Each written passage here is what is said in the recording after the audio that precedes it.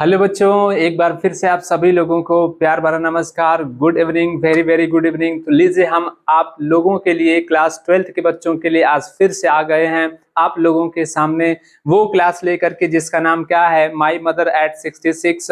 Class 12 के बच्चों का ये इतना ज्यादा इंपॉर्टेंट पोयम है। उनकी इस बुक का बहुत ही very very most important poem आज हम लेकर के आए हैं आप लोगों के सामने।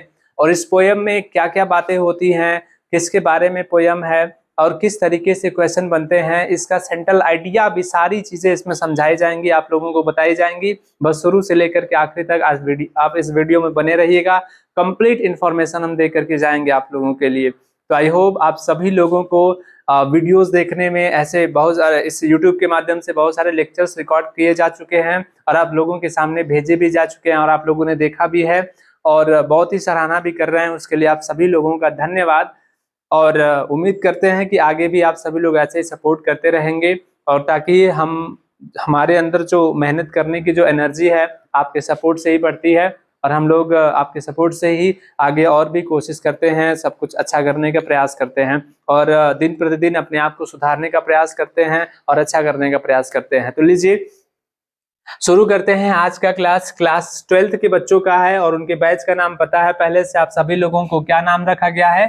पंचतत्व बैच। आज का क्लास पंचतत्व बैच में इंग्लिश का पहला पोयम आज हम लोग सीखने वाले हैं, पहला पोयम समझने वाले हैं लाइन बाय लाइनिंग मीनिंग के साथ में। और पूरा का पूरा जो इसका एक्सप्लेनेशन होता है वो कैसे होता है, हर एक वर्ड के साथ में समझते हुए चलेंगे। तो तैयार हो जाइए आप सभी लोग, कापी कलम निकाल करके देखिएगा इस पोयम में। यहाँ पर देखिएगा अबाउट द पोयम, यहाँ पर पोयम जो कमला दास हैं, इसकी क्या है, इसकी पोएटेस है। कमला दास क्या है?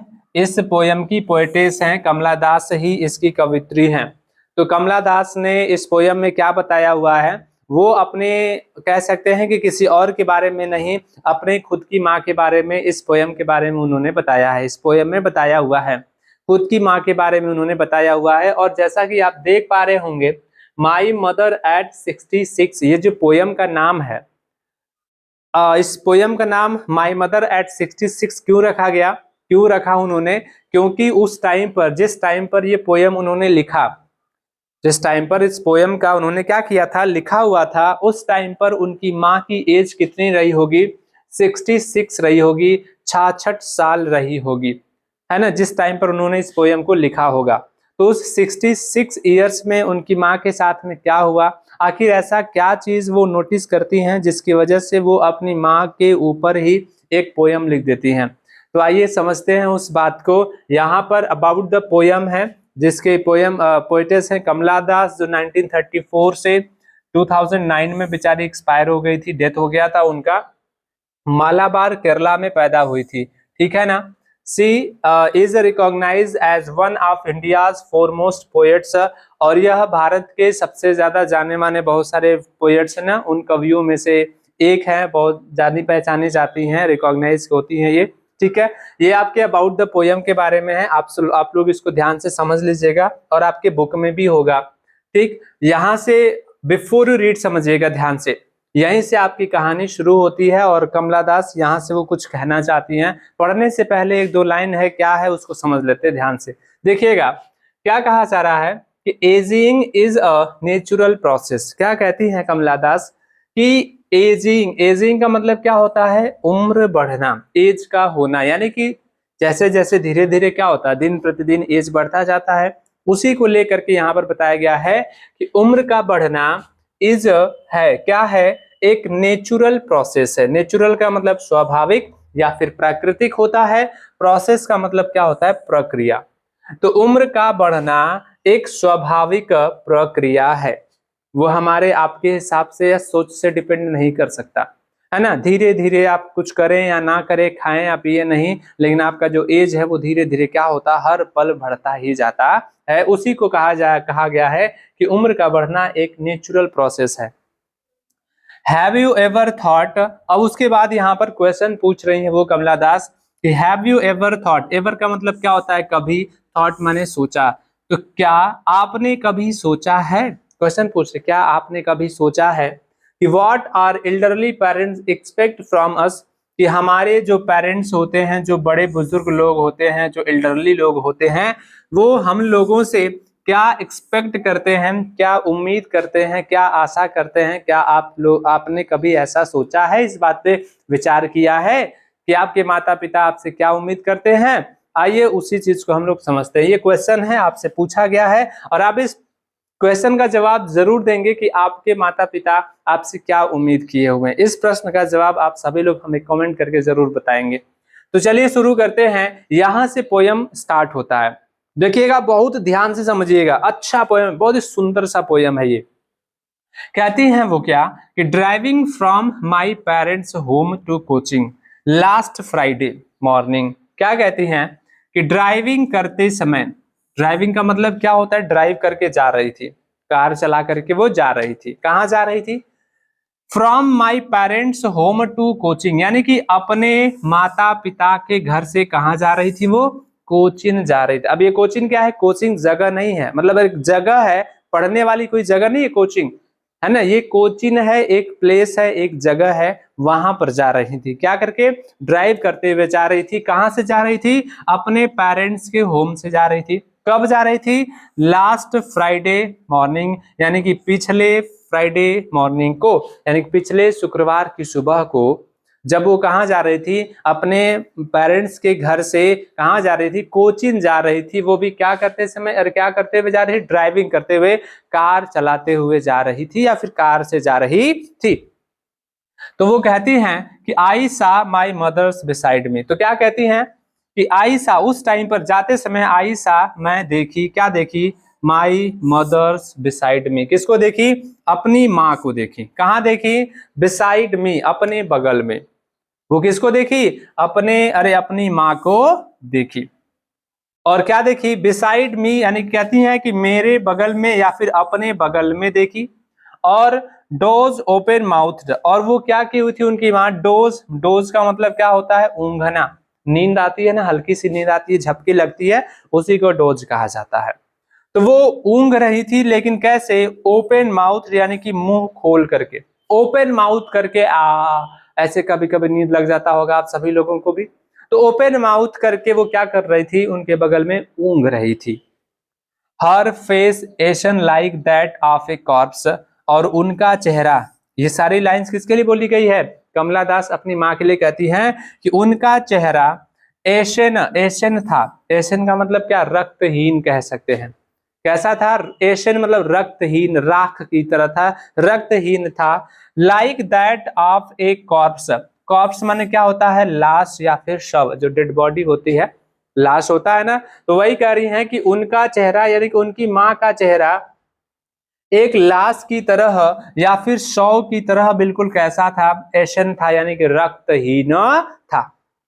एंड रियलाइज्ड विथ पेन, और जब उनकी अपनी माँ के चेहरे को इस हाल में देखती हैं, ऐसा देखती हैं, तो उन्हें रियलाइज होता है, एहसास होता है, विथ पेन, पेन के साथ में। और पेन का मतलब क्या होता है? कष्ट या दर्द, आप सभी लोग जानते होंगे। तो उन्हें इस बात का बड़े कष्ट से रियलाइज होता है, बड़े कष्ट से इस बात का एहसास होता है। कौन सी बात का? देखते हैं आगे। दैट की, क्या होता है रियलाइज में? कि सी वॉज एज ओल्ड, कि उनकी माँ उतनी बूढ़ी हो गई हैं, एज सी लुक्ड, जितनी वो दिखाई दे रही थी। यानी कि जितनी वो दिखाई दे रही थी उतनी बूढ़ी हो गई थी। उनको इस बात का रियलाइज हुआ। किनको? कमला दास को।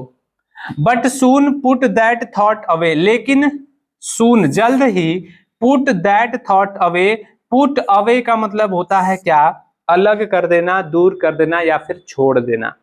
लेकिन जल्द ही, सुन माने जल्द ही, पुट दैट थॉट अवे, उन्होंने उस थॉट को, उस विचार को पुट अवे कर दिया, दूर कर दिया, अलग कर दिया, यानी कि अपने मन से निकाल दिया। कौन से विचार को? कौन से विचार को निकाल दिया? अभी अभी हम लोगों ने देखा कि वह अपनी माँ के उस पीले रंगहीन चेहरे को जब वो देखी हैं, जो और एक डेड बॉडी की तरह, शव या लाश की तरह उनका चेहरा क्या था? रक्तहीन था। तो उन्हें इस बात का बड़े कष्ट से रियलाइज होता है, कष्ट के साथ रियलाइज होता है कि वह उतनी बूढ़ी हो गई थी जितनी बूढ़ी वो दिखाई दे रही थी। लेकिन जल्द ही वह इस विचार को क्या कर दिया? अपने मन से निकाल दी। और looked out at young trees, और किधर देखी, यंग ट्रीज को, जो अभी छोटे छोटे जो ट्रीज थे, जो पेड़ पौधे थे, स्प्रिंटिंग, जो क्या कर रहे थे, स्प्रिंटिंग हो रहे थे, मतलब तेजी से स्प्रिंट करते हुए, तेजी से दौड़ते हुए प्रतीत हो रहे थे। जैसे कार से जाते हैं, आप ही जाते हैं, बाइक से जाते हैं, साइकिल से जाते होंगे, ट्रेन से जाते होंगे, बस से जाते होंगे, बहुत सारी चीजों से जाते होंगे। तो जब आप जाते हैं तो बाहर खिड़की में से झांक झांक करके जब देखते हैं तो पेड़ पौधे भी क्या दौड़ते हुए, रनिंग करते हुए दिखाई देते हैं ना, वो भी ऐसा लगता है कि साथ साथ में क्या कर रहे हैं, चल रहे हैं।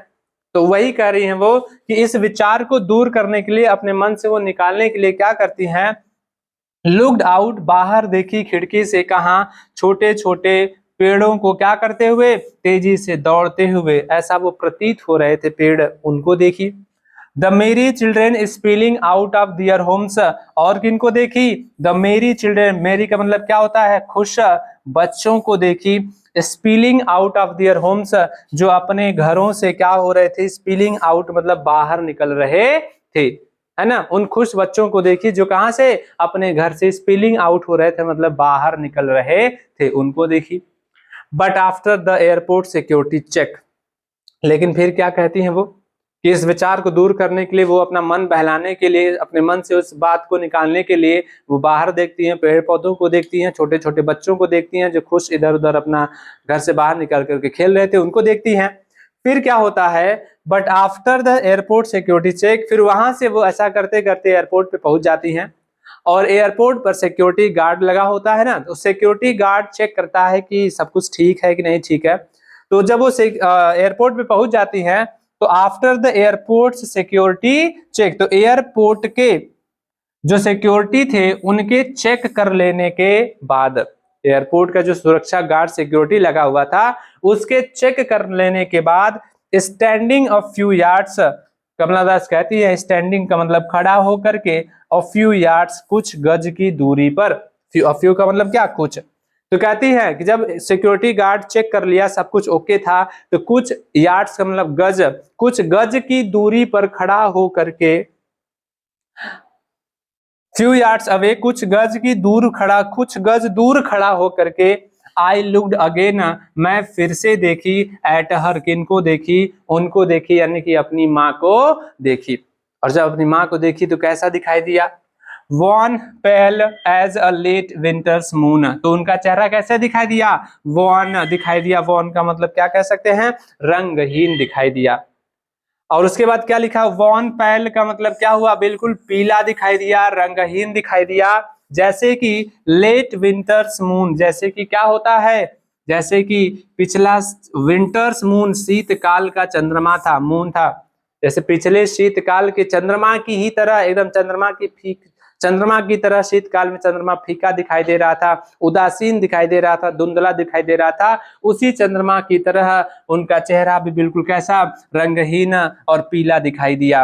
एंड फेल्ट, और जब देखा तो मैंने, यम उनको, कमला दास को यह महसूस हुआ, क्या महसूस हुआ, दैट की, क्या महसूस हुआ, दैट ओल्ड फैमिलियर एक, क्या महसूस हुआ, दैट ओल्ड यानी कि वही पुराना, फैमिलियर एक, वही पुराना, फैमिलियर परिचित, जाना पहचाना सा, कष्ट एक का मतलब दर्द, वही पुराना जाना पहचाना, फैमिलियर मतलब जाना पहचाना या परिचित, वही परिचित, वही जाना पहचाना दर्द उनको महसूस हुआ। कौन सा जाना पहचाना दर्द, माई चाइल्डहुड फियर, मेरे बचपन का फियर, मेरे बचपन का डर। अब यहाँ पे बचपन का डर उनका क्या था, तो बचपन में आप सभी लोगों ने भी इस बात को फील किया है, बचपन क्या, जब तक जिंदा रहते हैं अभी भी आप लोग फील करते होंगे कि अगर ऐसा कभी चाहते हैं कि ना हो, लेकिन तो ये तो दुनिया है, परंपरा है, विधि का विधान है, होना तय ही है। जैसे हम लोग भी कभी कभी सोचते हैं कि अगर अगर माता पिता ही ना रहे हमारे, अचानक से चले जाएं, तो क्या बीतेगी, कैसे रह पाएंगे, कैसे जी पाएंगे, किस तरीके से फिर समाज का सामना कर पाएंगे, कैसे चल पाएंगे, सोचना भी बहुत मुश्किल है, सोच भी नहीं सकते हैं माता पिता के बिना। तो वही बात, वही पुराना डर, वही बचपन का डर मुझे फिर से क्या हुआ, वही जाना पहचाना सा डर मुझे महसूस हुआ। लेकिन फिर कहती है आगे कि but all I said was, लेकिन क्या कहती हैं कि ऑल आई सेड, जो भी मैं कही, उनसे कही, किससे? अपनी अम्मा से, अपने माता से। वो क्या कही?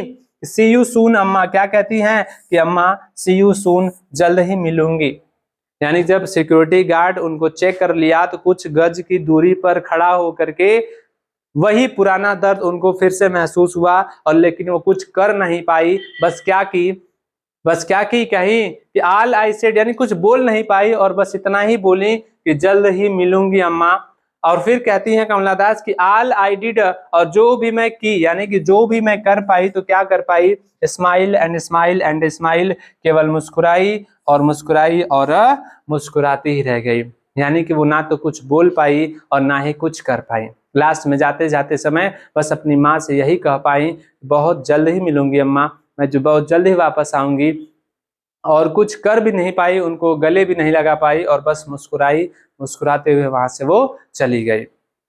तो यही था छोटा सा पोयम, एक कमला दास के द्वारा यहाँ पे कंपोज्ड किया गया था, और बहुत ही प्यारा सा पोयम था। इस चीज को आप अपने ऊपर समझ सकते हैं कि जब आप भी, अभी आप क्लास 12th में होंगे, 12th के बाद में हो सकता है कुछ लोग प्रिपरेशन करने के लिए बाहर जाएंगे, तैयारी करने के लिए कहीं न कहीं जाएंगे, या फिर कुछ लोगों की ऐसी मजबूरी बनेगी कि वो घर छोड़ करके बाहर कुछ पैसों के लिए घर परिवार का सपोर्ट करने के लिए चले जाएंगे। तो उस टाइम पर अपने माता पिता से अलग होना, अपने गांव से अलग होना, अपने परिवार से अलग होना बहुत कष्ट देता है। इस चीज को आप समझ पाएंगे उस टाइम पे।